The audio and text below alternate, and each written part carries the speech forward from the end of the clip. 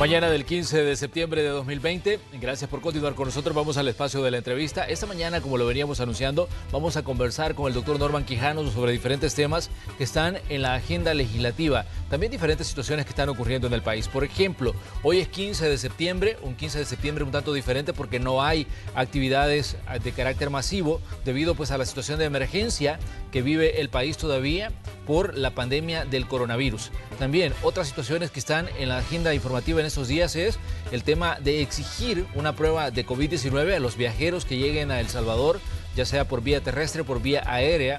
Las autoridades han dicho que esta es una garantía para tratar de reducir los contagios, pero desde la Asamblea Legislativa se ha dicho que a los salvadoreños, por ejemplo, no se les puede exigir este tipo de prueba porque iría, digamos, o sería una violación a sus derechos. Esto es parte de los desencuentros entre el Ejecutivo y el Legislativo respecto a situaciones que tienen que ver con la pandemia. Otro punto que está en las agendas es el tema de los fondos. Ya vimos lo que pasó hace unos días, la incorporación de un crédito de 250 millones al presupuesto. Al final solo se logró un dictamen parcial que incorporó 197 millones de esos 250 millones. De estos temas vamos a hablar esta mañana, pero comenzamos poniendo algunos hechos en contexto. La Corte de Apelaciones del Noveno Circuito de Estados Unidos decidió anular la orden judicial que favorece a los beneficiarios de Haití, El Salvador, Nicaragua y Sudán con el estatus de protección temporal, TPS por sus siglas en inglés, por lo que 300,000 inmigrantes se quedan sin ese beneficio.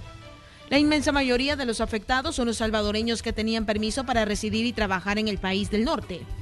Es de mencionar que en 2017 y 2018 la administración Trump anunció que terminaría la designación del TPS para Sudán, Nicaragua, El Salvador y Haití, pero en 2018 el juez del distrito de Estados Unidos, Edward Chen, resolvió impedir que la administración pusiera fin al TPS. Esa es la decisión que anuló la Corte de Apelaciones estadounidense. El tema ya fue motivo de reacciones por parte del sector político salvadoreño, quienes se han mostrado preocupados por el futuro de los compatriotas. Sobre el tema, el presidente de la República, Nayib Bukele, aseguró que ahora se tiene un año completo para sentarse con los socios, amigos y aliados y buscar una solución para cientos de miles de salvadoreños y para cientos de miles de ciudadanos estadounidenses, hijos de tepecianos, que también deben ser protegidos por ambos países. Otro tema que ha dado de qué hablar es la decisión del gobierno de no dejar ingresar a nadie al país a través del aeropuerto San Óscar Arnulfo Romero si no se presenta una prueba PCR negativa de COVID-19. Mientras un sector está de acuerdo con la medida, otro afirma que se están violando los derechos, principalmente a los salvadoreños que quieren ingresar al país. Esta mañana conversaremos sobre estos y otros temas de coyuntura con el diputado de Arena, Norman Quijano. Bienvenidos a la entrevista de Hechos AM. Así es, vamos a conversar esta mañana con el doctor Norman Quijano, quien es parte de la Comisión de Hacienda, de la Comisión de Salud y también de la Comisión Política de la Asamblea Legislativa. Doctor, buenos días, un gusto saludarle en este 15 de septiembre, un tanto diferente porque seguramente en otras circunstancias usted estaría siendo parte de los actos que estarían desarrollándose en algún punto, digamos, del país. Pero esta mañana, como decíamos, un contexto totalmente diferente de la celebración de esta fecha en el calendario salvadoreño. Buenos días. Buenos días, Manuel, buenos días, amables televidentes. Como efectivamente tú lo has mencionado, Manuel, me privé de poder acompañar a nuestro alcalde de San Salvador, a Neto, a los actos que se han celebrado esta mañana, que se están, creo, aún celebrando en el Parque Libertad, dado pues que había adquirido el compromiso de acompañarlos a ustedes. Momento trascendental en la vida del país, Manuel, 199 años de vida independiente, de vida democrática, debería de ser un momento de meditación, de reflexión, para conocer qué tanto hemos avanzado como sociedad, como país, qué tanto hemos fortalecido nuestras instituciones.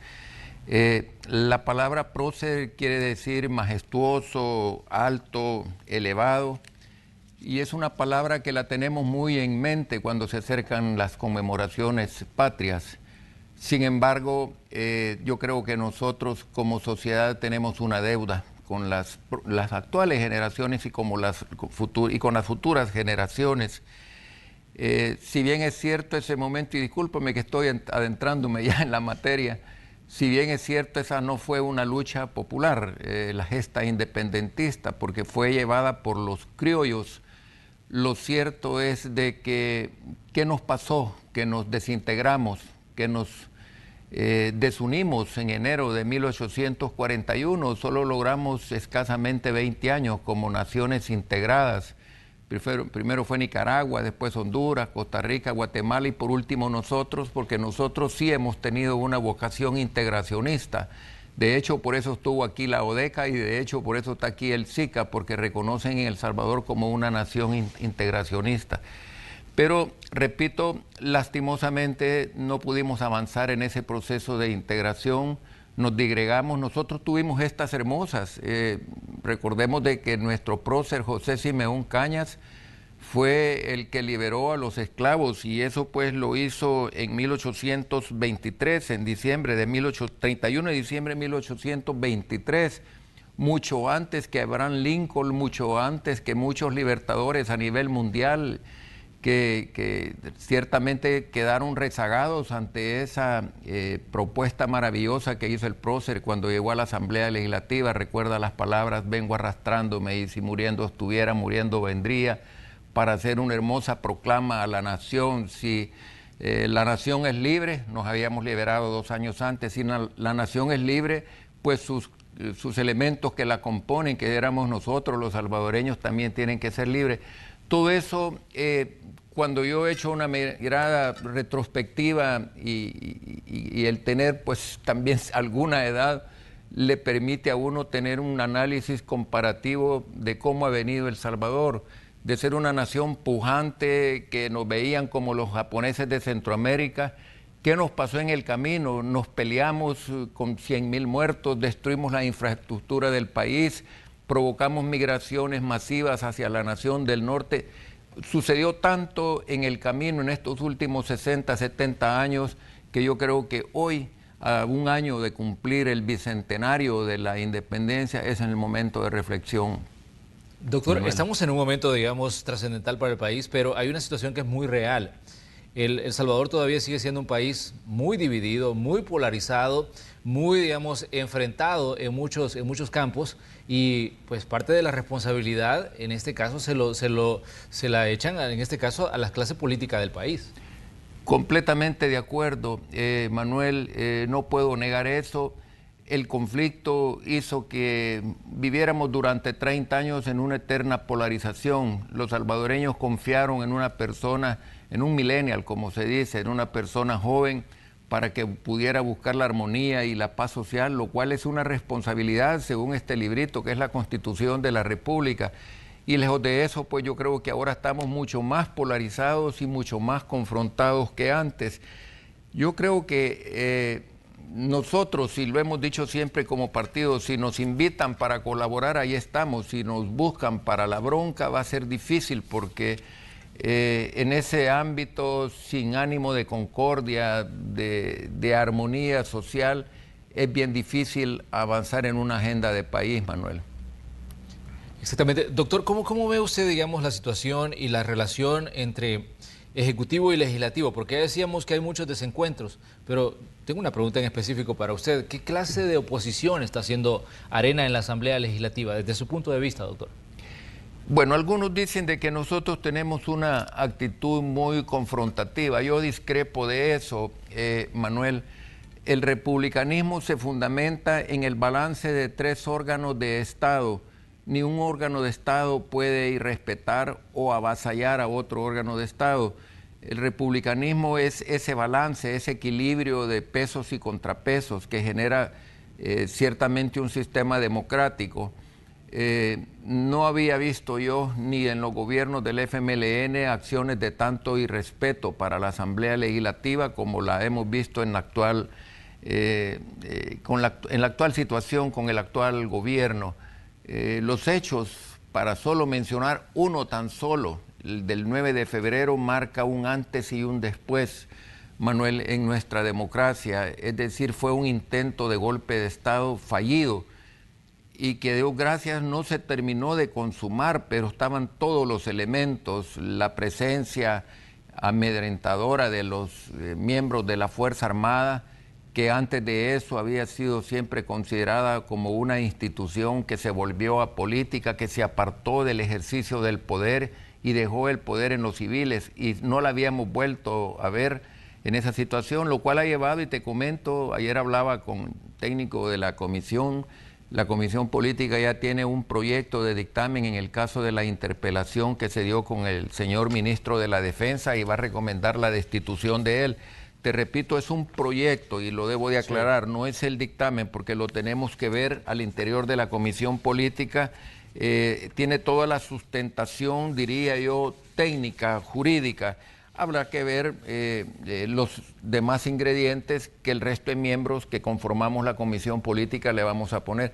Pero ese fue un momento quizás más triste en la historia del país, que nos puso en la radiografía mundial y que ciertamente... Doctor, pero sí. por lo que vimos, digamos, el día que se hizo la interpelación del ministro de la Defensa y por todo lo que pasó en esas horas, esas largas horas que se desarrolló este proceso de interpelación, al final pues todo el mundo pues esperaba lo que usted nos está diciendo, que la Asamblea iba a solicitar incluso la destitución de René Francis Merino Monroy como ministro de la Defensa, pero ya algunos funcionarios del gobierno han dicho que ellos pues no van a hacer caso omiso de la recomendación y que René Francis Merino Monroy, lo decía aquí incluso la comisionada de Operaciones y Gabinete del presidente Nayib Bukele, decía que el señor va a continuar, en este caso el ministro de la Defensa decía, va a continuar en su papel que le ha asignado en este caso el gobierno del presidente Bukele.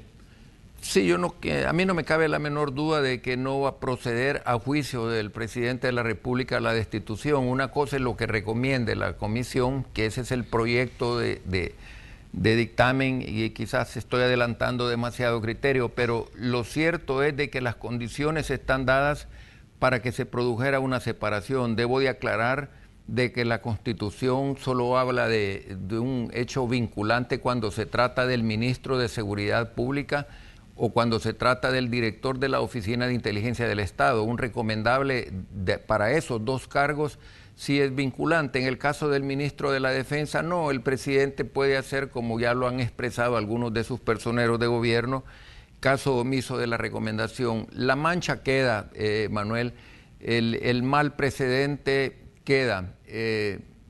Yo lo dije en la última comisión política. Fíjate que yo asistí a la Asamblea Legislativa el 8 de febrero. Los hechos fueron el 9 de febrero. Fue un sábado que el presidente Ponce convocó al plenario, lo cual es lícito porque yo también he sido presidente de la Asamblea y sé que el presidente de la Asamblea tiene esa facultad según el reglamento interior de la misma para convocar a plenario a cualquier hora, en cualquier circunstancia.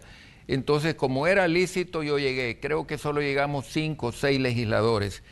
En esa ocasión, y por respeto a ellos no menciono los nombres, me reuní, diría yo, con la plana mayor, los hombres más cercanos del presidente, y les dije yo, ¿por qué no hacen que esto se aborte? Porque ya estaba la convocatoria para el siguiente día domingo a las 3 de la tarde. Y le digo, esto nos va a hacer un enorme daño. Y traté y se los dije con toda claridad. Sencillamente, pues ellos guardaron silencio, ¿verdad? Por el respeto, obviamente, que le deben al presidente.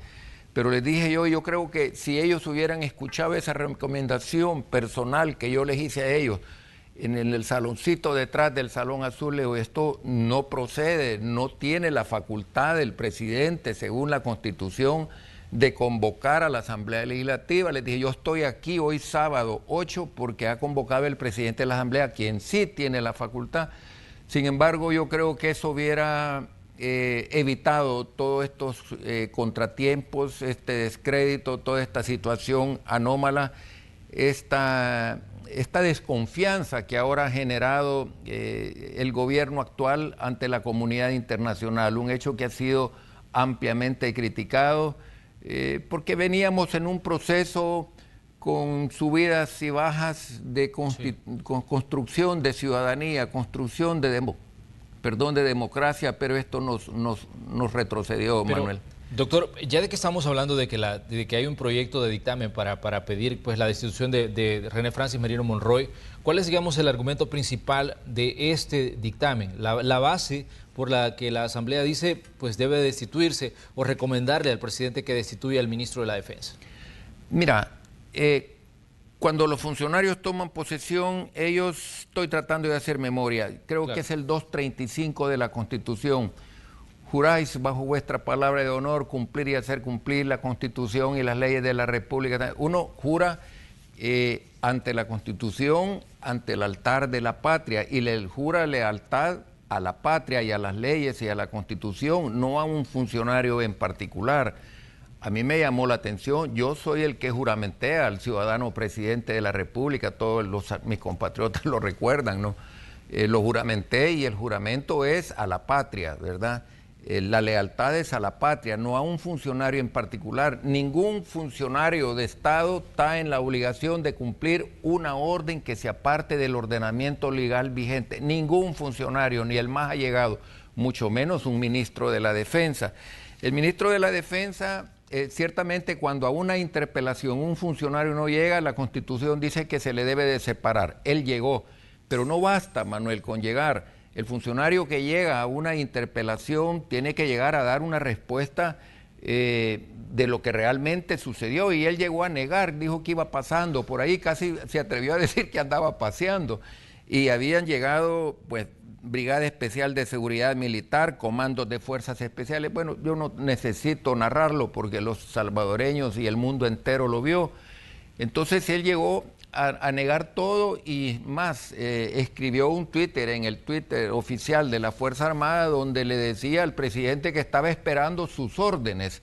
Él dice que no le dio órdenes el presidente, que él llegó porque había ahí algo y llegó a supervisar. Si revisamos algunos de los argumentos y también de algunas de las evaluaciones que hacía la Asamblea Legislativa, algunos de los diputados luego de la interpelación del ministro decían que en este caso el ministro de la Defensa había mostrado más lealtad al presidente que al país. Esto fue parte de lo que en determinado momento se dijo luego de que estuvo ahí frente a ustedes el ministro de la Defensa. Sí, es que la lealtad al presidente es dentro del marco de la Constitución, pero no fuera del marco de la Constitución, y yo creo que ahí es donde está equivocado. Bueno, no es que esté equivocado, yo debo de entender al ministro. Él obedeció una orden, y esa orden era de acatamiento forzoso. Era el presidente o sus allegados el que le estaban diciendo haga presencia con el ejército dentro de las instalaciones de la Asamblea Legislativa. Pero bien, eso está allí pendiente. La Comisión Política va a decidir qué es lo que le va a quitar, qué es lo que le va a poner, los ingredientes que a nuestro juicio deben de ir en un dictamen de esta naturaleza, que será un dictamen que marca también un precedente, porque no recuerdo yo en mi ya dilatada carrera política que se haya recomendado, no recuerdo, puedo estar equivocado, pero en este momento hago memoria y no recuerdo de que se haya solicitado la destitución de un ministro de la Defensa. Y quiero aclarar algo muy importante, Manuel, no es que Arena y el resto de partidos con este dictamen estén en contra de la Fuerza Armada. La Fuerza Armada es una institución permanente, y nuestro partido luchó después de la firma de los acuerdos de paz porque el FMLN quería quitar de la Constitución que la Fuerza Armada era una institución permanente. Quizás en su momento pensaban abolirla, y nuestro partido hizo una lucha, y yo fui parte de esa lucha para que la institución armada quedara en la Constitución. La Fuerza Armada está dentro de los estatutos de mi partido Arena. Debo de aclarar esto también, que la reconocemos como la única institución permanente al servicio de la patria, no al servicio del presidente, al servicio de la patria, al igual que reconocemos en el patrono de la República pues como el guía espiritual de los salvadoreños. Así las cosas, Manuel, te digo, pues sí, vamos a tener ese dictamen. Todavía no he visto la convocatoria de la Comisión Política, muy probablemente pueda ser para mañana o para un día después. Lo cierto es de que estamos en ese momento crucial, te digo.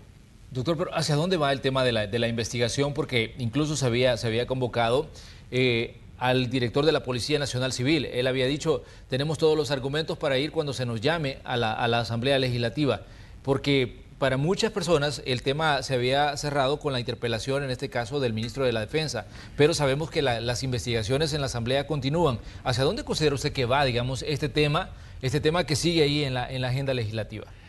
Bueno, aquí quizás lo que te debo declarar es que han habido dos momentos, ¿verdad? Si tú te recuerdas, la interpelación estaba programada ya por los días de marzo. Sí. y debido a la pandemia se suspendió, consideramos que no era consecuente, entonces se llevó a cabo la interpelación el 21 de agosto, pero también se ha creado una comisión especial que está investigando los hechos del 9 de febrero, que la preside el vicepresidente ingeniero Alberto Romero.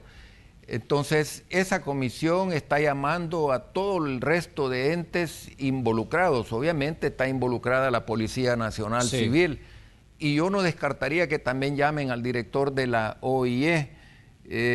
Ahí sí yo lo único que te puedo decir es que ahí que tienen que tener mucho cuidado ya los funcionarios estos últimos que he mencionado, porque también una recomendación de destitución de cualquiera de estos funcionarios ya tiene una fuerza vinculante. OIE y el ministro de la Seguridad Pública deben de decir diría yo, con suficiente criterio democrático y de responsabilidad qué es lo que realmente sucedió, o se exponen a algo pues que puede tener otras consecuencias. Pero eso, te repito, es una comisión especial que está siguiendo su curso, que se están reuniendo todas las semanas, que están llamando a distintos actores, y que todos en la Asamblea estamos pendientes de cuál será el dictamen final de esa comisión, que repito, es comisión especial.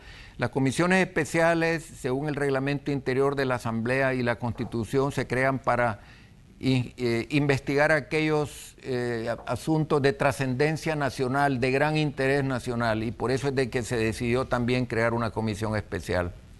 Doctor, pero ¿qué dice usted, por ejemplo, si en determinado momento se señala de que en la Asamblea se quiere seguir, digamos, sin quitar el dedo del renglón con el tema del 9 de febrero, aprovechando el contexto electoral y utilizar esto como un punto de desgaste para la administración del presidente Bukele? Mira, Manuel, no se trata de no querer quitar el dedo en el renglón. Los hechos fueron tan caóticos, tan graves, que nos remontan a años ya superados en nuestra democracia, cuando teníamos los golpes de Estado. Recuerda el último de octubre de 1979, cuando derrocaron al general Romero. Yo creo que la mayoría de salvadoreños, y sobre todo los que tienen la suficiente madurez, inteligencia, madurez política, inteligencia, reconocen que este hecho es de extrema gravedad. El que un presidente llegue al órgano legislativo, se siente en el sillón del presidente, toque el gong, ahora ya saben quién tiene el control, y pretenda abrir una sesión plenaria. Eso, fíjate que en Francia, te quiero decir una cosa, yo estuve con el presidente del Senado francés porque fui invitado a esa república en su momento, cuando era presidente yo de la Asamblea Legislativa, y me comentaba de que ni el presidente del Senado, ni el presidente de la República, pero ni ¿cómo te diría yo?, no llegan, porque tiene un simbolismo, la separación de poderes, que no llegan en ningún momento, solamente que sea un acto extremadamente de importancia oficial. Pero no entra el presidente del Senado a donde el presidente, o el presidente de la República al Senado o a la Cámara Baja, donde fuere. Existe un absoluto e irrestricto respeto y con un simbolismo. Aquí no, el presidente entra con el ejército, con soberbia, con garbo, con prepotencia, se sienta, ordena, pretende abrir la plenaria. Por eso es que se le dice que fue un golpe de Estado fallido, porque si él hubiese tenido el quórum de diputados ahí presentes, no me cabe la menor duda que hubiera dicho: doy por abierta esta sesión, y hubiera intentado aprobar el famoso préstamo de 109 millones de dólares, que nunca más volvió a hablar de eso. O sea, que más parecía un pretexto y una presión para los diputados, porque ese tema quedó en el olvido. Nadie volvió a hablar de los 109 millones de dólares para el tema de seguridad, porque vinieron otros acontecimientos de mayor gravedad, como lo que ya sabemos, pues la pandemia. Muy bien, vamos a hacer una pequeña pausa comercial y regresamos pues con la entrevista de esta mañana aquí en Hechos AM. Conversamos con el doctor Norman Quijano sobre diferentes temas, y hay otras digamos, situaciones que están en la agenda, como por ejemplo la propuesta de estudiar reformas a la Constitución, que también forma parte, digamos, del panorama político en estos días. Vamos a la pausa, regresamos enseguida.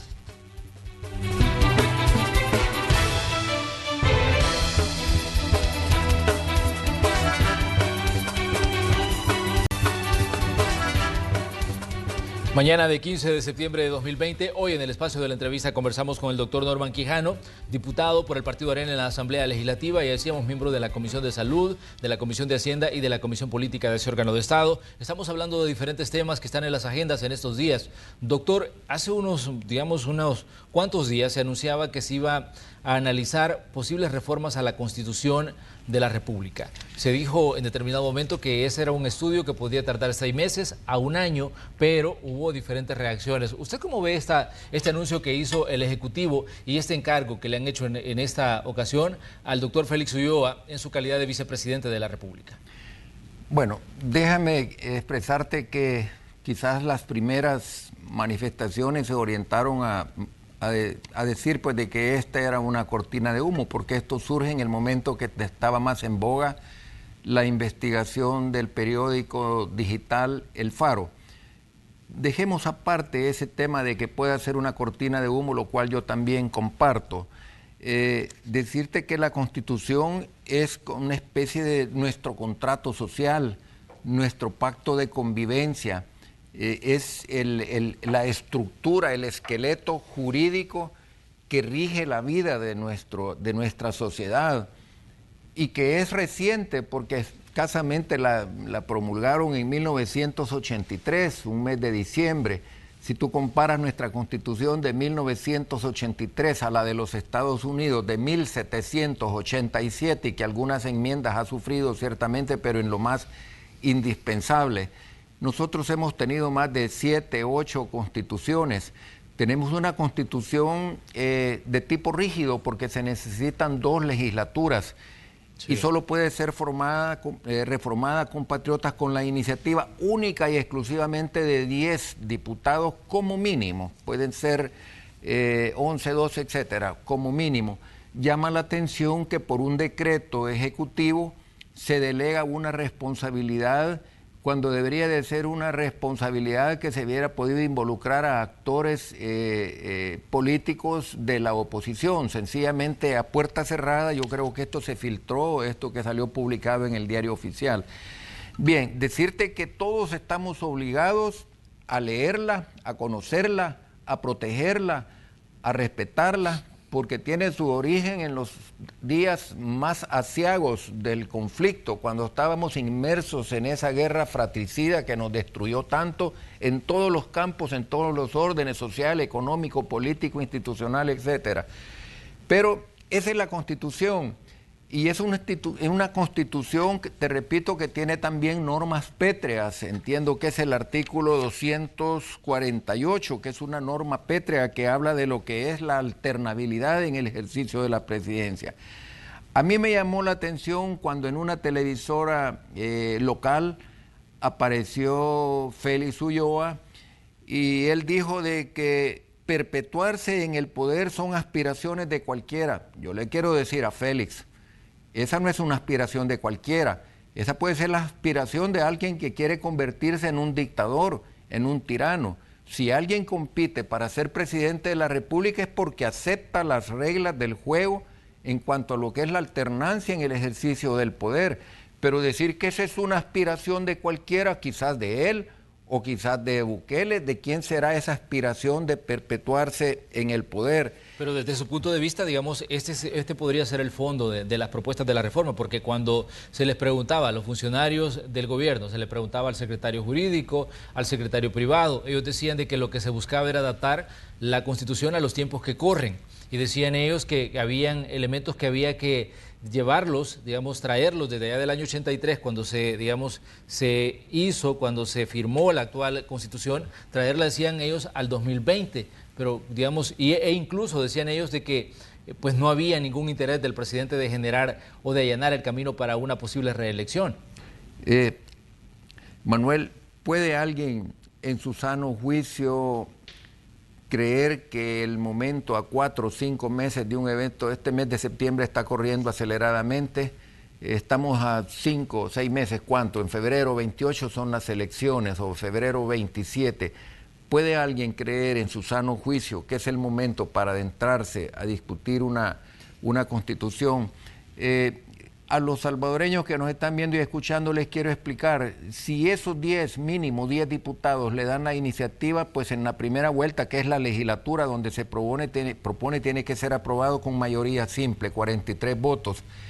Pero la siguiente legislatura la tiene que ratificar con 56 votos, que es la mayoría calificada. En esta legislatura no hay votos para eso.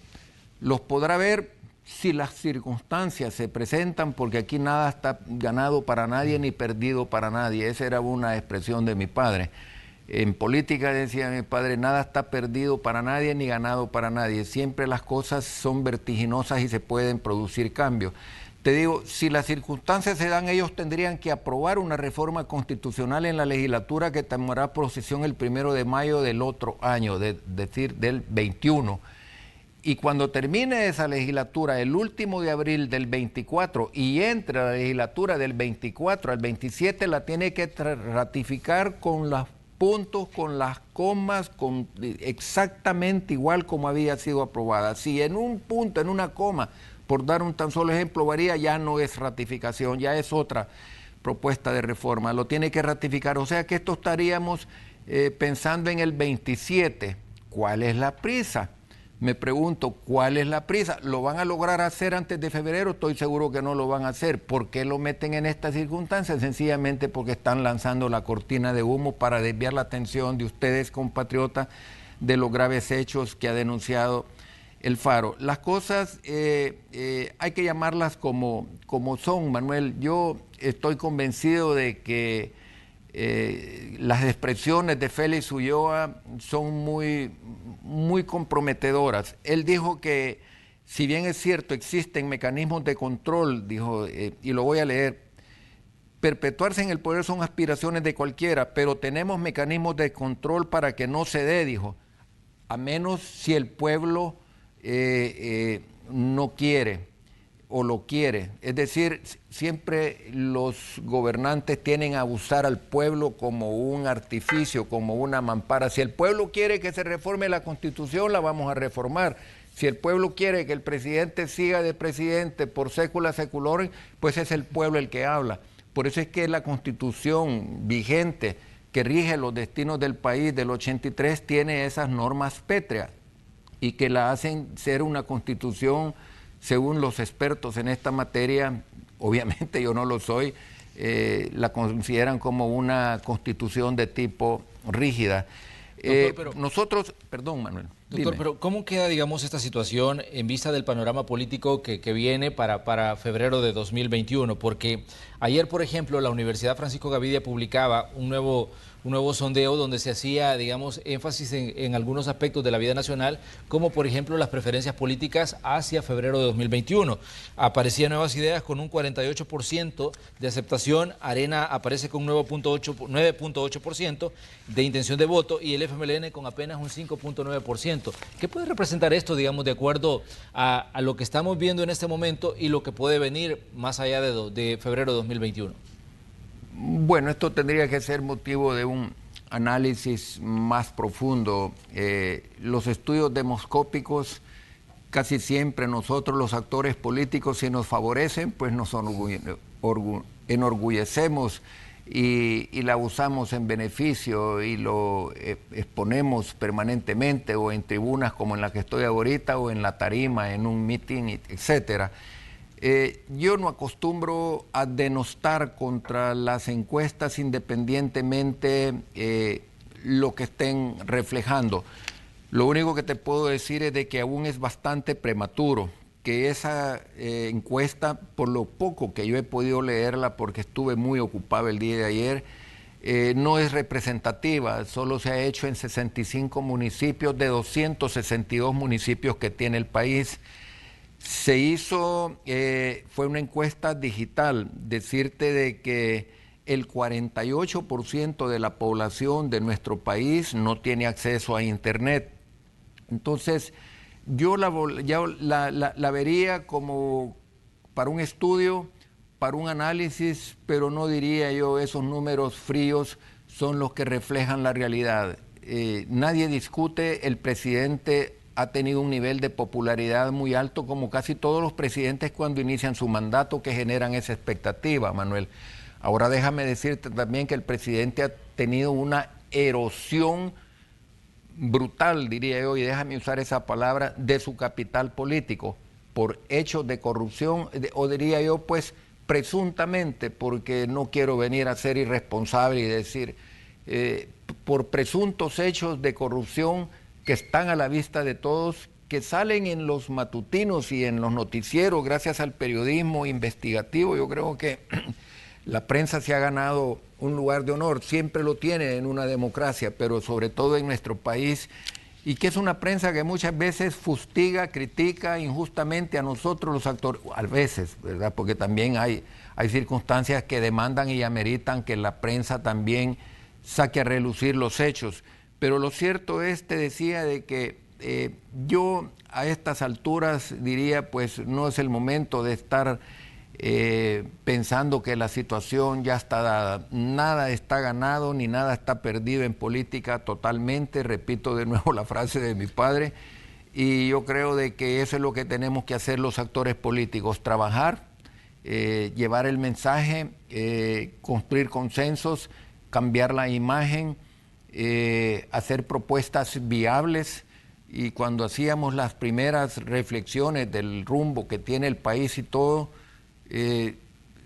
si alguien es del PCN y me escucha va a decir, Norman no llegó a ser, pero yo nací en la época de las dictaduras de los gobiernos militares. Mi padre fue empleado de confianza del coronel Osorio, del coronel José María Lemos, que lo derrocaron y era un muchacho, del coronel Rivera, de Sánchez Hernández, hasta que mi padre se jubiló como hombre de confianza porque era el telegrafista. Mi padre me decía que solo habían 3 teléfonos en el país: el del presidente de la República, el de la Corte y el de la Asamblea, y que lo demás, y ustedes, algunos que ya cifran ciertos años, saben que lo llamaban a uno a una cabina, en la cabina de aquel entonces de telecomunicaciones, a que recibiera la llamada. Entonces te digo, esas cosas, a mi juicio, son cosas que a mí me hacen meditar. En esa época construíamos presas, éramos vistos como un país pujante que iba en vías de desarrollo. ¿Qué nos pasó? Y por eso decía que este es un día de reflexión, de aniversario de independencia. ¿Qué nos pasó? Nos veían ahora, Honduras, debo decirte, nos está superando, y antes nosotros menospreciábamos a los hondureños y decíamos, es que los hondureños son haraganes. Honduras nos está superando. Yo visito con mucha frecuencia Honduras, mi esposa es hondureña, y veo yo el desarrollo y la pujanza que tiene Honduras. Están avanzando mucho más acelerado que nosotros, y nosotros vivimos en ese eterno conflicto. No volvimos a construir una presa, y la que se estaba construyendo, el famoso Chaparral, se convirtió en un hoyo de corrupción, que la montaña se movió, miles de pretextos para sacar millones de dólares y beneficiarse los actores políticos de ese momento.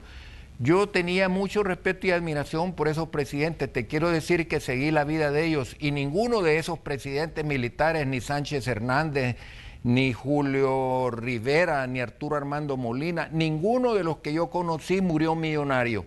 El coronel Lemus se retiró después de haber sufrido el golpe de Estado, vivía en Costa Rica. Supe que Funes le había quitado una pensión a doña Coralia, estoy hablando cosas delicadas, que tenía paupérrima para una ex primera dama de la República que había tenido una labor social enorme, doña Coralia Párraga de Lemos.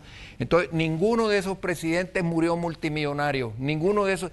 Y es cuando los presidentes tenían un poder total y absoluto, que nombraban a la Corte, nombraban al fiscal, y ninguno murió millonario. El general Sánchez Hernández, una vez yo me sorprendí a ver a su esposa en un carro muy humilde, sin guardaespaldas, 20, 30 años después, y me crucé con ella y se me escapa, doña Marina Uriarte de Sánchez Hernández, y le dije, doña Marina, y ella me reconoció, y dije yo, con qué humildad puede ahora una de las 6 primeras damas de los últimos años pasearse en esa forma, sin seguridad y todo.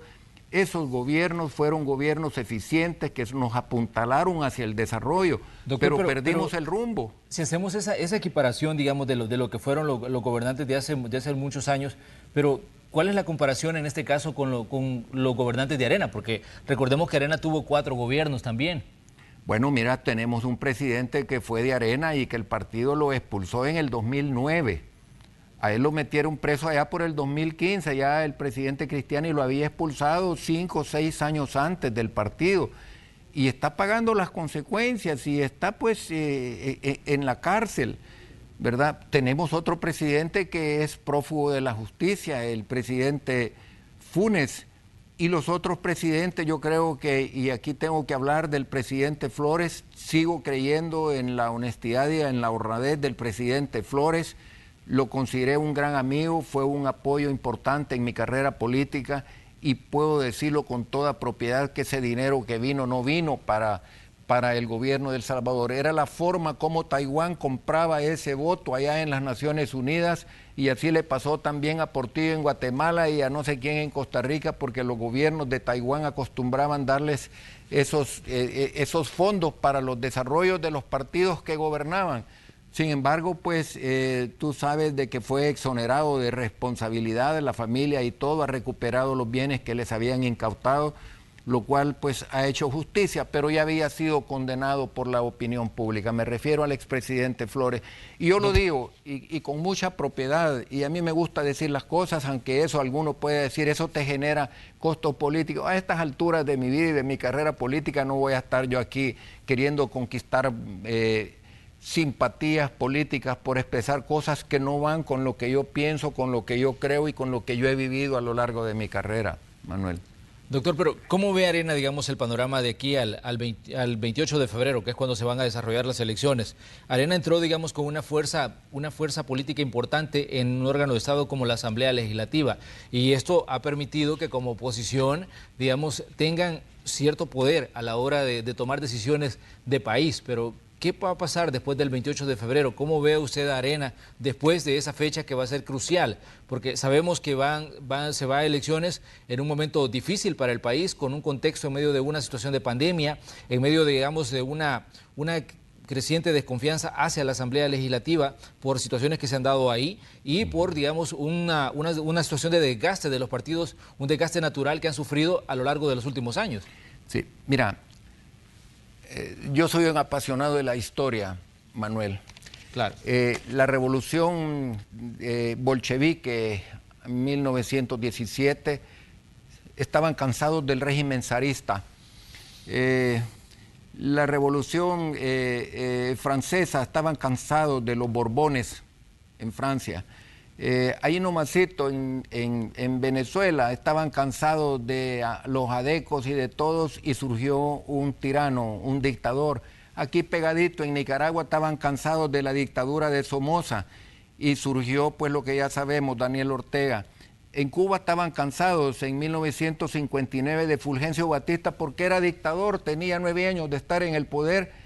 Y surge Fidel Castro, se embarca en el Grama, sale de Veracruz, llega a La Habana, se va a la Sierra Maestra y todavía allí están los castristas dominando en Cuba. Nosotros tenemos una democracia cara, 100.000 víctimas, retroceso del país, a ponernos ahorita con el actual gobierno hemos llegado a niveles insostenibles de deuda, 91-92% hablan del PIB. Yo me pregunto en qué momento vamos a caer en un impago, porque no veo yo un liderazgo fuerte en el presidente Bukele para recuperar la economía del país. Nos ha tocado el peor momento de la historia con el peor presidente en la historia del país de los últimos años. Aunque esto no sea popular, Hitler y un pensador decía que los pueblos tienen 3 grandes problemas. Uno es que una inmensa capacidad de olvido, ¿verdad? Que tenían poca inteligencia, decía, ¿verdad? Y que eran pueblos que fácilmente sucumbían ante el verbo histriónico de un personaje. Alemania es el mejor ejemplo de eso. Alemania es el mejor ejemplo. ¿Considera que eso está pasando en El Salvador? Déjame terminar. Hitler con el nacionalsocialismo en Alemania a un pueblo culto, me consta, mi hija vive allá desde hace 13 años, ya se nacionalizó alemana, un pueblo culto que cuando yo le digo a mi hija, bueno, usted ya habla, hija, 4 idiomas, papi, pero aquí en Alemania cualquiera habla 5 o 6 idiomas, uno de los pueblos más cultos de la tierra que estuvo a punto de gobernar el mundo con Hitler, sucumbió ante el verbo histriónico, ante la popularidad. Una cosa es la popularidad y otra es la capacidad, y nosotros hemos estado nombrando presidentes porque son populares. Uno porque era un periodista noticioso, el otro porque narraba campeonatos del mundo y todo, y partidos de fútbol. Ahora tenemos a otro que también no tiene formación académica sólida y que nos está poniendo en una situación sumamente desventajosa por sus dislates, por todas sus actuaciones que dejan muchísimo que desear, y porque no se ha rodeado de la gente honesta y capaz que todos hubiéramos deseado, sino que está rodeando de la cherada con los que puso discotecas y esto y lo otro y aquí y allá. Pero un país no se gobierna en esa forma, así es que nosotros estamos buscando y estamos teniendo el gobierno que nos merecemos, que me perdonen, poca inteligencia, inmensa capacidad de olvido y poca capacidad de racionamiento. Uno que es actor político se sorprende cuando habla a veces con profesionales, ingenieros y todo, y te hacen unas preguntas, y que me perdonen, porque tampoco me quiero poner yo como él sábelo todo, que uno dice, el salvadoreño vive inmerso en su vida diaria, viendo cómo saca adelante a su familia, a sus hijos, está pendiente del estudio del carro que se le arruinó y no le da seguimiento a nosotros los actores políticos, y por eso es de que caemos en estos vacíos enormes cuando podemos haber tenido una mejor proyección, un mejor futuro, tomándonos un poco de la responsabilidad de dirigir los destinos del país, eligiendo presidentes, eligiendo funcionarios por su capacidad y no por su popularidad. Doctor, pero ¿se puede hacer una comparación de la Alemania nazi con El Salvador de 2020? ¿Perdón? ¿Se puede hacer una comparación de la Alemania de Adolfo Hitler con El Salvador de 2020? No, yo te puedo, no, de ninguna manera. El nacionalsocialismo fue otra cosa. Acuérdate que él se unió con los fascistas de Mussolini, de Italia, y con los japoneses, hasta que los americanos, después que les dan el ataque en Pearl Harbor, dejan caer las bombas atómicas. El presidente Harry Truman. Entonces, no, yo no estoy haciendo esa comparación. Estoy hablando de que los pueblos se dejan embelezar por aquellos políticos que tienen verbo florido, verbo histriónico, verbo poderoso. Hitler lo tenía, y aquí nos ha pasado a nosotros, y yo creo que por eso es de que hay que decir las cosas con toda propiedad y expresarlo con sinceridad y honestidad, para que los salvadoreños vayamos despertando, por el amor de Dios. Si es que llevamos 3 presidentes al hilo, bachilleres. Y entonces mira la situación en la que está El Salvador. Este es el país que recibió más para atender el tema de la pandemia. Ni Honduras, que tiene mucho más habitantes, más territorio, Guatemala, que tiene 16 millones de habitantes, creo que por ahí anda, recibió $3.000 millones. Y si a esto le agregas de que también hubo 45 millones del JICA, que le quitaron 25 millones al Seguro Social, aquí a 1 kilómetro está el hospital que dijo que lo iban a inaugurar ahí por julio. Ese hospital yo creo que tarda 3, 4 meses. Yo veo la estructura de hierro. Todos los países construyeron hospitales provisionales de campaña para atender, pero ahí está el hospital. Y yo recuerdo cuando hablaba del edificio de la Asamblea, que con eso podemos hacer, ya lleva más de $60 millones y el hospital no se ve ni el fin ni el principio. Entonces, ¿por qué? Porque decidió primero que era un hospital, el Cisco provisional, después no se puede tomar esas medidas improvisadas a la loca. Primero que era un hospital provisional, después que era un hospital permanente, y ha privado a El Salvador del centro de convenciones más moderno y más desarrollado de Centroamérica, quizás un poco a la par del de Guatemala. Pero ¿a dónde vamos a hacer nuestros eventos también? Alguien me dirá, bueno, usted está privilegiando los eventos industriales, comerciales, en contra de la salud. No, porque estaban abandonados. Hay $170 millones que le aprobamos al gobierno para que construyera el nuevo Hospital Rosales, y de eso está abandonado. Nadie habla nada de eso. Y están aprobados y estamos pagando por no desembolso de esos dineros, como la Asamblea paga $100 y pico de miles al año por no desembolso del crédito que aprobó cuando yo era alcalde. A mí me responsabilizaron, pero yo era alcalde de San Salvador y lo aprobó la Asamblea, y ahí está, desde el 2014. el préstamo aprobado y acabamos de gastar en el diseño del edificio casi $600,000 y seguimos gastando para remodelar, para trasladarnos del tingo al tango, la Asamblea, que es el primer órgano del Estado, pero nadie quiere echarse, como dicen, el trompo a la uña y decir, yo voy a empujar este edificio porque es el primer órgano del Estado. Todos le tienen temor. No, en eso no me meto porque nos van a criticar. Hay que tener entereza para tomar decisiones valientes que son en beneficio. ¿Cuánto costó la remodelación de las azaleas donde se pasó arena? ¿Cuánto ha costado la nueva remodelación alrededor del Palo de Hule? El presidente le ofrece al presidente Ponce, allí donde estaba no sé qué, de la Secretaría de la Familia, cuántos miles de dólares se gastaron y ahora estamos saliendo porque nos dieron plazo para salirnos.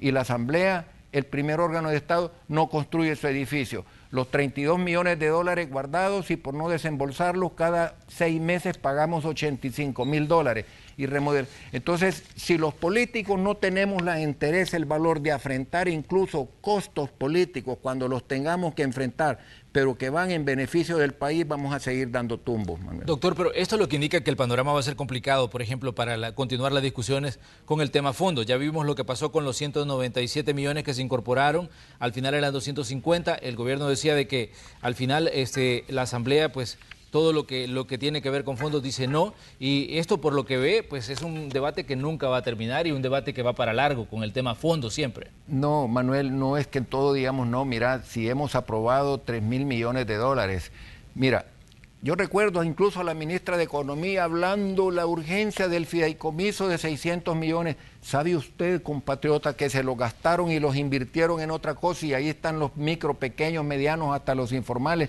Porque para los informales de esos 600 millones iban 100 millones. Se lo gastaron en otras cosas. ¿Cómo la Asamblea puede quedarse en silencio ante este tipo de situaciones?